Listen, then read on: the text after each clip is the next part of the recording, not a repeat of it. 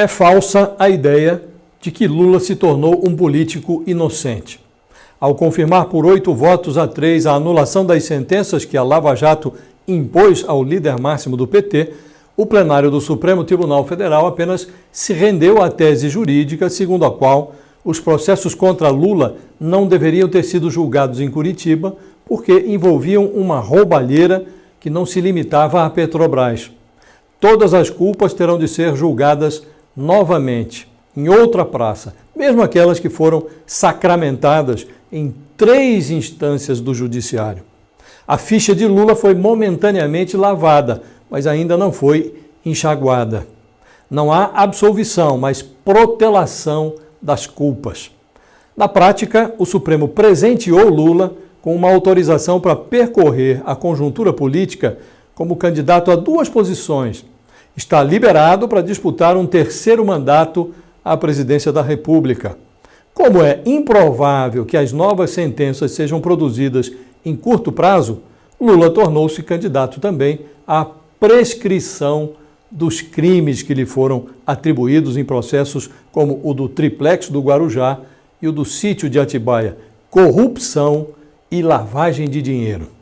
Lula faz pose de inocente, declara-se o personagem mais injustiçado da história, mas sua imaculada figura continua mantendo uma ligação sobrenatural com os imóveis que o perseguem. No caso do triplex, alegou-se que a ex-primeira-dama Marisa Letícia pensou em adquirir o imóvel, mas desistiu.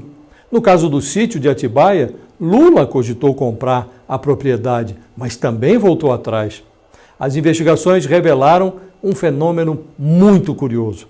Bastava que a família Lula da Silva pensasse em comprar uma propriedade para que a OAS e a Odebrecht, ou as duas, providenciassem os confortos.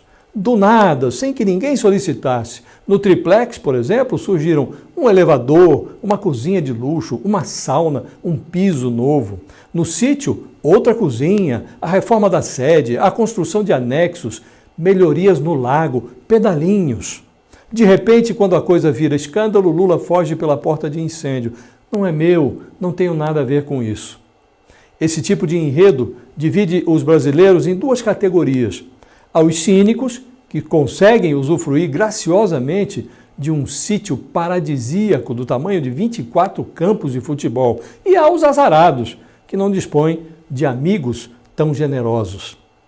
Em termos políticos, a ressurreição eleitoral de Lula é uma má notícia para Bolsonaro, que gostaria muito de repetir 2018 em 2022, mas com um preposto de Lula, não com o carregador de postes do PT.